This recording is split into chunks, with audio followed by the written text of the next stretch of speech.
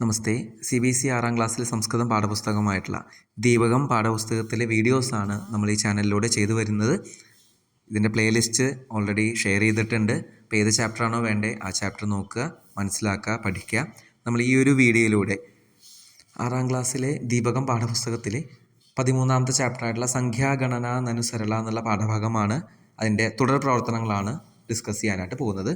Already മുമ്പത്തെ വീഡിയോയിലൂടെ ഈ പാഠഭാഗം നമ്മൾ നോക്കിയിട്ടുണ്ടായിരുന്നു. നമുക്ക് എക്സസൈസിലേക്ക് കിടക്കാം. First one, പാഠസ്യ ആധാരേണ അധോലിഖിതാനാം പ്രശ്നാനാം ഏകപദേന ഉത്തരാണി ലിഖന്തു. ഒറ്റവാക്കിലാണ് ഉത്തരം എഴുതേണ്ടത്. ഫസ്റ്റ് ക്വസ്റ്റ്യൻ, കഹ ഏകഹ അസ്തി. ആരാണ് ഒരാളായിട്ടുള്ളത്? സൂര്യഃ. കഹ ഷൺമുഖദേവ അസ്തി. സുരസേനാനി. സുരസേനാനി എന്ന് പറഞ്ഞാൽ സുബ്രഹ്മണ്യ സ്വാമിയാണ്. കഹ ത്രിനയനമൂർത്തി അസ്തി. ശങ്കരഃ. 3 കണ്ണുള്ള മൂർത്തി ശങ്കര. കാ സരള അസ്തി. സംഖ്യാഗണന നനുസരള. കേ അതുലബലാഹ സന്തി. ഉപകൃതിശീല അതുലബലാഹ. ഇതൊക്കെ ശ്ലോകം തന്നിട്ട് അതിന് ബേസ് ചെയ്തുള്ള ക്വസ്റ്റ്യൻ ആൻസർ ചെയ്യാവുന്ന രീതിയിലാണ് എക്സാമിന് ചോദിക്കുക. രണ്ടാമത്തെ ചോദ്യം, ഉദാഹരണാനുഗുണം ശബ്ദാനം പുരതഃ ഉചിതാം സംഖ്യാം ലിഖന്തു. ഉചിതമായിട്ടുള്ള സംഖ്യ നമ്പേഴ്സായിട്ട് എഴുതാനാണ്. ആകാശേ ഡാഷ് സൂര്യ വിഭാതി. 1 അപ്പോൾ ഏകം എന്നുള്ളതാണ്. അപ്പോൾ ഈ ഒരു ചോദ്യം, ഇത് മുതലുള്ള ചോദ്യമൊക്കെ ആൻസർ ചെയ്യണമെങ്കിൽ ഈ ടേബിൾ ബൈഹാർട്ട് ആക്കണം. അതിൻ്റെ നമ്പേഴ്സ് എങ്ങനെയാണ് സംസ്കൃതത്തിൽ എഴുതുക എന്നുള്ളതൊക്കെ കിട്ടണം. ഫസ്റ്റ് വൺ, മമ ഹസ്തേ ഡാഷ് അങ്കുലയ സന്തി. എത്ര ഫിംഗേഴ്സ് ഉണ്ട്? 5 അടുത്തത്, സപ്താഹേ ഡാഷ് വാസരാഹ ഭവന്തി. ആഴ്ചയിൽ എത്ര ദിവസങ്ങളുണ്ട്? 7 സപ്ത. കാർത്തികേയസ്യ ഡാഷ് മുഖാനി സന്തി. സുബ്രഹ്മണ്യന് എത്ര മുഖങ്ങളുണ്ട്? 6 വ്യാകരണേ ഡാഷ് വചനാനി സന്തി. വചനം ഏകവചനം, ദ്വിവചനം, ബഹുവചനം. അപ്പോൾ 3 അപ്പോൾ ഉത്തരം 3. ഗഗനേ ഡാഷ് ഗ്രഹാഹ സന്തി. എത്ര ഗ്രഹങ്ങളുണ്ട്? നവഗ്രഹാഹ സന്തി. ഇങ്ങനെയാണ് അത് ആൻസർ ചെയ്യേണ്ടത്.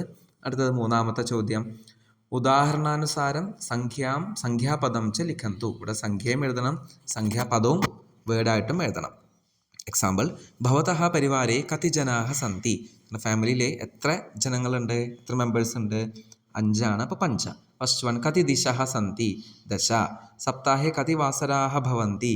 7. വർഷേ കതി മാസാഹ ഭവന്തി. 12 12. ഭവതഃ കതി ദന്താഹ സന്തി. 32 അപ്പോൾ 32. സ്വരാഹ കതി ഭവന്തി.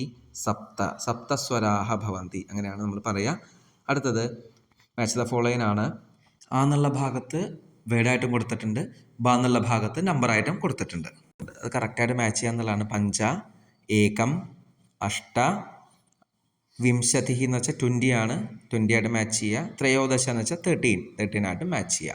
അടുത്തത്, ഉപസ്ഥിതി പത്രം പശ്യന്തു സംഖ്യാം വദന്തു ലിഖന്തു ച. താഴെ ഉപസ്ഥിതി, അതായത് രജിസ്റ്റർ, നമ്മൾ റോൾ നമ്പർ വിളിക്കുന്ന പോലെ ആ രജിസ്റ്റർ ഇവിടെ കൊടുത്തിട്ടുണ്ട്. 1 2 3 4 5 6 7 8 9 10. ഇപ്പുറത്ത് ക്രമം അനുസരിച്ചുള്ള നിയമം കൊടുത്തിട്ടുണ്ട്. അപ്പോൾ ചോദ്യങ്ങൾക്ക് ആൻസർ ചെയ്യുക. ഗണേശസ്യ ഉപസ്ഥിതി സംഖ്യ, റോൾ നമ്പർ ഏതാണ്? 1 ഏകം ഓൾറെഡി തന്നിട്ടുണ്ട്. സുഭദ്രായ ഉപസ്ഥിതി സംഖ്യ ക. സുഭദ്രയുടെ ഉപസ്ഥിതി സംഖ്യ ഏതാണ്? 9 9 എഴുതി. സ്വയം പ്രഭായ ഉപസ്ഥിതി സംഖ്യ ക. സ്വയം പ്രഭയുടെ ഉപസ്ഥിതി സംഖ്യ 10 ജഗന്നാഥസ്യ ഉപസ്ഥിതി സംഖ്യ ക. ജഗന്നാഥൻ്റെ 3 3 എഴുതി നമ്മൾ. അടുത്തത്, ഗണേശസ്യ ഉപസ്ഥിതി സംഖ്യ ഓൾറെഡി റിപ്പീറ്റഡ് ആയതുകൊണ്ട് ഏകം തന്നെ എഴുതി. ഇനി അടുത്ത ക്വസ്റ്റ്യനിലേക്ക് കിടക്കാം. ചിത്രേ പശ്യന്തു സംഖ്യാഹ വദന്തു ദ്വിതീയ ചിത്രേ അങ്കൈഹി ച താഹ സംഖ്യാഹ ലിഖന്തു. ലെഫ്റ്റ് സൈഡിൽ വേർഡായിട്ട് കൊടുത്തിട്ടുണ്ട്, റൈറ്റ് സൈഡിൽ നമ്മൾ എന്ത് ചെയ്യണം? അത് നമ്പറായിട്ട് എഴുതണം. 5 5 ചത്വാരി 4 അഷ്ട 8 ചതുർദശ 14 പഞ്ചാശത് 50 ഷോഡശ 16 ദ്വാവിംശതി 22. നടുക്കലേതാണ്? 3 എന്നുള്ളതാണ്. അപ്പോൾ 3 നമ്മൾ എഴുതി വെച്ചു. അടുത്തത്, ചിത്രം പശ്യന്തു സംഖ്യാഹ വദന്തു ദ്വിതീയ ചിത്രേ ശബ്ദൈഹി ച താഹ സംഖ്യാഹ ലിഖന്തു. നേരത്തെ ചെയ്തതിൻ്റെ ഓപ്പോസിറ്റാണ്. ഇവിടെ നമ്പേഴ്സ് കൊടുത്തിട്ടുണ്ട്, നമ്മളത് വേർഡായിട്ട് എഴുതണം. ഫസ്റ്റ് വൺ, നടുക്കിലെ പഞ്ചവിംശതിയാണ്, 25 കൊടുത്തിരിക്കുന്നത്. ഇനി ഷട്ത്രിംശത്, അത് കഴിഞ്ഞിട്ട് ഏകാദശ 11 സപ്തദശ 17 കൊടുത്തിരിക്കുന്നത്.